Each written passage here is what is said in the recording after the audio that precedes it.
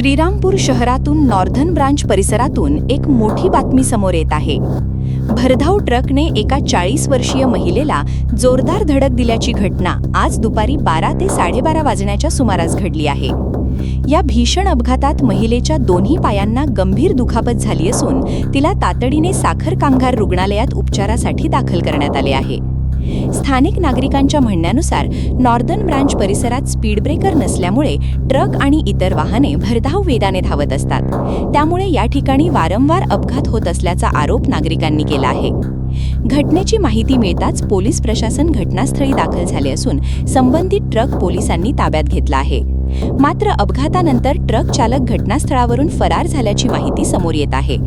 दरम्यान संतप्त नागरिकांनी या ठिकाणी तातडीने स्पीड ब्रेकर बसवण्याची मागणी प्रशासनाकडे केली आहे। करायचं आहे लाईव्ह कार्यक्रम किंवा आहे कसले आंदोलन, जनसामान्यपर्यंत पोहोचेल आपला हक्काचा आवाज जनतेचा।